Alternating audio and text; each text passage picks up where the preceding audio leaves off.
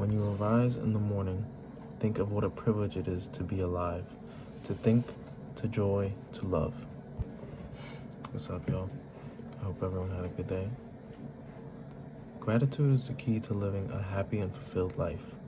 Most people, they'll always desire more. They'll always want, the newest phone, or they want that new raise at work, or they want people to act, a certain type of way. And while it's good to, want more, to want better for yourself so that you work harder to get to that place, it's not good to constantly be thinking about all the things that you don't have. Because realistically, you're not going to have everything that you want and dream for. It's unrealistic. It's not, when you're constantly thinking about all the things that you don't have, you forget about all the things that you do have. Because we all are, so extremely blessed. And, there are people around me who constantly complain, oh, it's so cold today. I didn't get to eat enough this morning. The gym is packed, stuff like that. But there are so many things that we get to be grateful for. And even if you don't have a lot, you can definitely mold your situation into a more positive light. And no matter how negative a situation could be, it could be flipped into a moment to practice your gratitude. Like, for example, yes, it is cold, but there are people who can't feel anything in their body. And I wouldn't want that, so I'm grateful that my skin works the way it should, and I can feel the cold and I can feel the heat. Maybe I didn't get entirely full from breakfast, but there are people who didn't eat breakfast at all, and they didn't eat it yesterday, and they won't again tomorrow. So I'm grateful that I got to have that meal.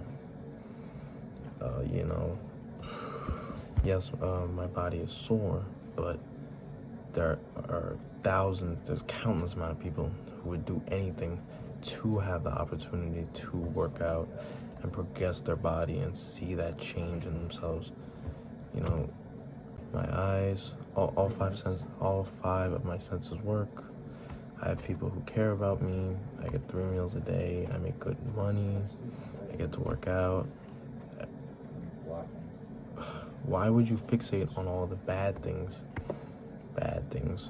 in your life when you can remember all the things that we have to be grateful for? And that's why I haven't written it in a while, but I have my gratitude journal. Now, I learned about this concept from Hamza, another, I'm sure you've all heard of him. And, my journal, it used to be just like a day-to-day, and it would be, just random stuff, like about how my day went, but it would be positive and negative. And it wasn't good because I would be so fixated on writing down all the negative things that happened that I'd forget about all the positive things. So, in my gratitude journal, what I do is, in the morning, I write about all the things from the day before that I'm grateful for. So that way, I start the day off in a more positive light. And I feel like it sets me up for success for the day because I started my day off positively and I carry that with me throughout the day. So let's see a couple, for example.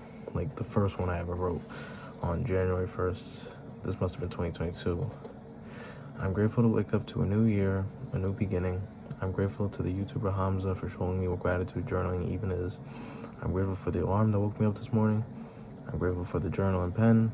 I'm grateful for life. And I'm not going to read too many of them.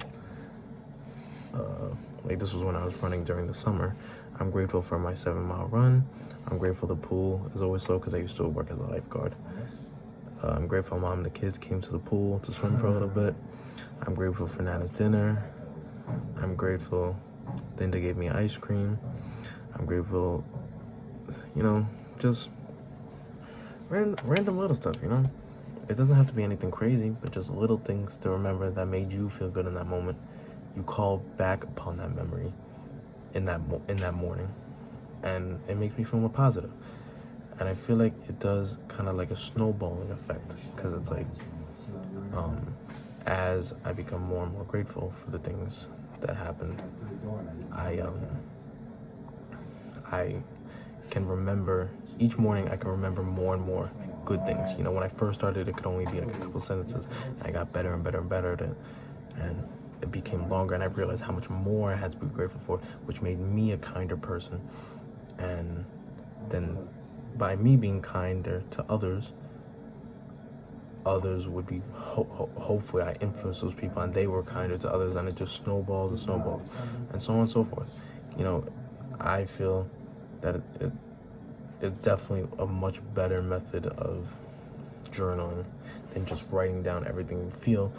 But you know, whatever works for you works for you. This is what works for me, and I would definitely recommend that any of you try it.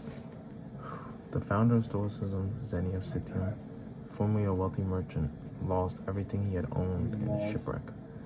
And he had worked his whole life for everything he had.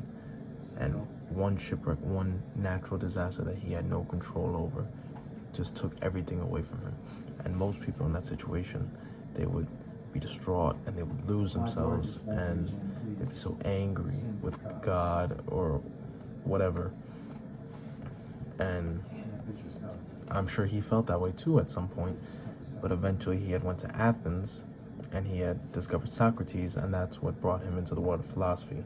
And as we all know, he was the founder of Stoicism, which is one of the most prevalent philosophies in, you know, the self-improvement community. And he's been quoted by saying, "I made a prosperous voyage when I suffered shipwreck."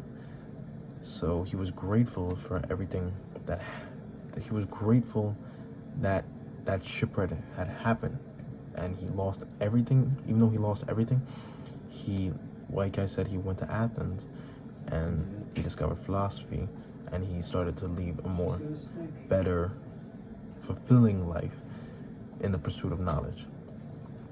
I feel that gratitude will change your life as it changed mine. You should wake up every single morning and be grateful for the day.